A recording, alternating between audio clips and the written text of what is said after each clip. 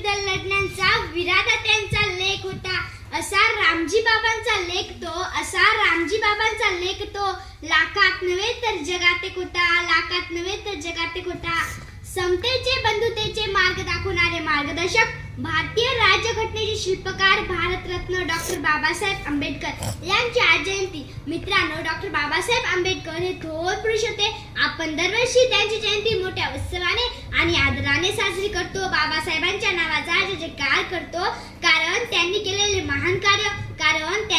महान कार्य डॉक्टर बाबासाहेब आंबेडकर यांचे जीवन आपल्या सर्वांसाठीच खूपच प्रेरणादायक आहे. डोळ्यामधून कोसळणाऱ्या आसवाला आज मुभा आहे, कारण बाबासाहेब तुमच्यामुळेच आज मी येथे स्वाभिमानाने उभी आहे, कारण बाबासाहेब तुमच्यामुळेच आज मी येथे स्वाभिमानाने उभी आहे.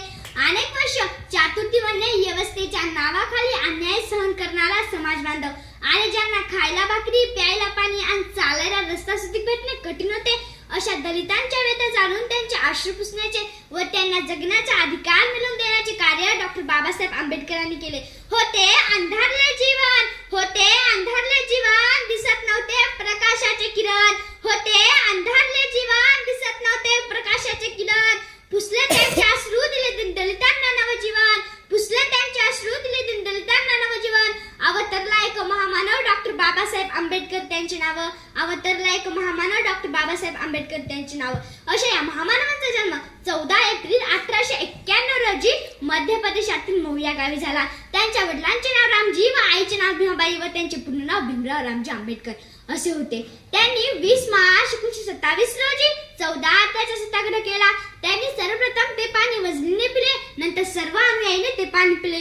तहानलेल्या पाखरावर तू कसे उपकार केलेस, तहानलेल्या पाखरावर तू कसे उपकार केले. एकच मजल्या पाणी पिले पण सर्व तळे चवदार केले.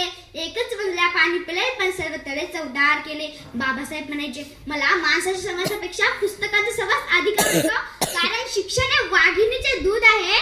जो कुणी ते प्राशन करे तो गुडगुडल्याशिवाय राहणार नाही, असा अनमोल संदेश दिला. अरे जगायचे कसे, अन्याय विरुद्ध लढायचे कसे, संघर्षातून घडायचे कसे, वारला समोर उभे राहायचे कसे, हे बाबासाहेबांनी स्वतःच्या कृतीतून आपल्यालाच नव्हे तर संपूर्ण जगाला दाखवून दिले. जाताच तेवढंच म्हणू इच्छिते, फूलों की कहानी बहार होने लिखी, फूलों की कहानी बहार होने लिखी, रातों की कहानी सितारों ने लिखी, रातों की कहानी सितारे ने लिखी. हम नहीं है किसी के गुलाम, क्योंकि हमारी जिंदगी बाबा साहब ने लिखी, क्योंकि हमारी जिंदगी बाबा साहब ने लिखी.